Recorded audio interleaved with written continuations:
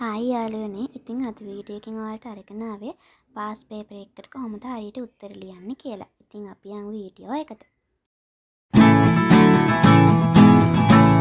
ඉතින් යාළුවනේ මේ පාස් පේපර් එකට හරියට උත්තර ලියනවා කියන්නේ අපි පාඩම් කරලා තියෙන දේවල් වලින් අපි දැන්නම පරීක්ෂා කරලා බලන එක.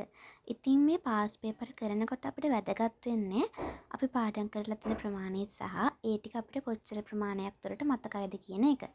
ඉතින් මුලින්ම ඔයා පාඩම් කරන්න ගන්නකොට ඔයාට තියෙන සබ්ජෙක්ට් එකේ ඔයාට පාඩම් කරන්න දෙන කොටස මුලින්ම හොඳට පාඩම් කරලා තියාගන්න ඕනේ.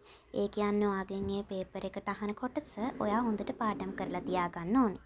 ඉතින් අපි මුලින්ම මේ පාස් පේපර් එකක්ම කරන්න කලින් ඒ කියන්නේ සම්පූර්ණයෙන්ම ෆුල් පේපර් එකක් කරන්න කලින් ඔයාට පුළුවන් කියන්නේ පාඩමෙන් පාඩමට තියෙන ප්‍රශ්න පත්‍රයකට උත්තර ලියලා ඉන්න. එතකොට අපිට ඒ පාඩම ගැන හොඳ අවබෝධයක් ලැබෙනවානේ. එතකොට අපිට පුළුවන් එක පාඩමෙන් පාඩමට හොඳට පාඩම් කරගෙන යන්න. ඉතින් මං හිතන්නේ නම් ඒ විදිහට පාඩම් කළොත් එහෙම අපිට පාස් පේපර් එකට උත්තර ලියන්න ලේසි වෙනවා. ඉතින් ඔයත් පාස් පේපර් එකට උත්තර ලියන්න කලින් පාඩමෙන් පාඩමට ප්‍රශ්න පත්‍රයකට උත්තර ලියලා ඉන්න. හරිද?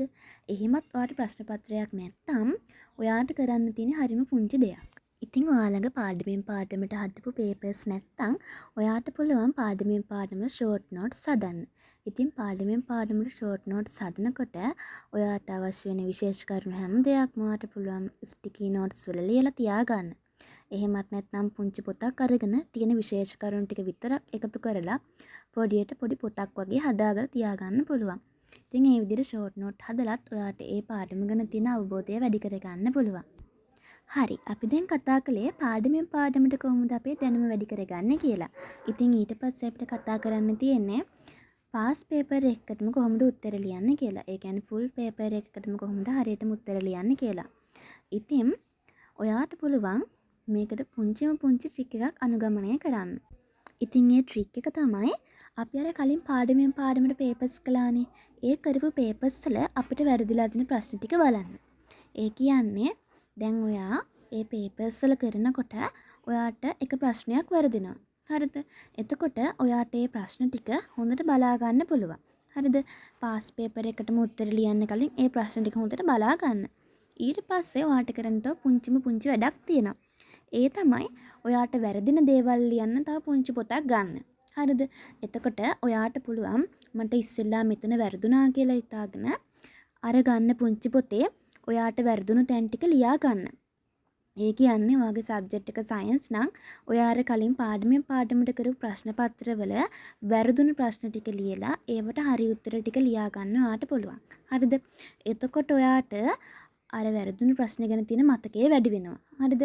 ඔයාට එක ප්‍රශ්නයයි නම් වැරදුනේ ඔයාට පුළුවන් ඒ ප්‍රශ්නය ගැන විවරණයක් ලියන්න. එතකොට ඔයාට ඒ ප්‍රශ්නය ගැන තියෙන අවබෝධය සහ ඒ පාඩම ගැනම තියෙන අවබෝධය තවත් වැඩි වෙනවා.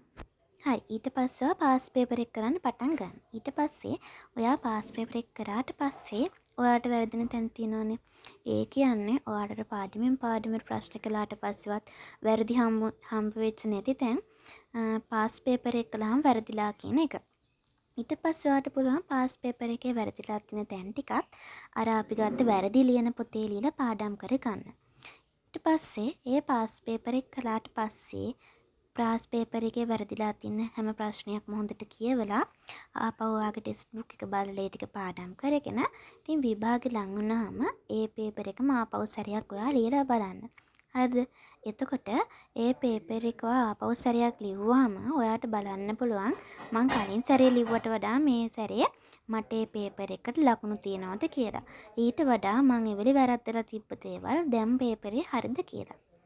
ඉතින් ඔයගේ පුංචි පුංචි ට්‍රික් අනුගමනය කළාට පස්සේ අපිට පුළුවන් පාස් පේපර් එකක් වුණත් හරියට ලියලා පාස් පේපර් වලින්ම විතරක් වුණත් හරියට පාඩම් වැඩ ටික කරගෙන යන්න.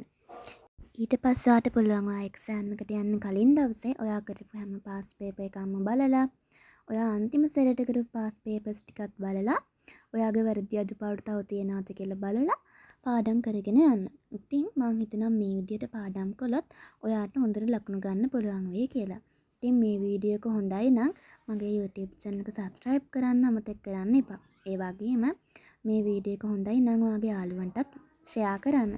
ඒ වගේම වීඩියෝ එක කොහොමද කියලා කමෙන්ට් එකක් දාන්න. ඒ වගේම ඔයාලට උන් තව වීඩියෝස් මොනවද කියලා කමෙන්ට් කරගෙන යන්න.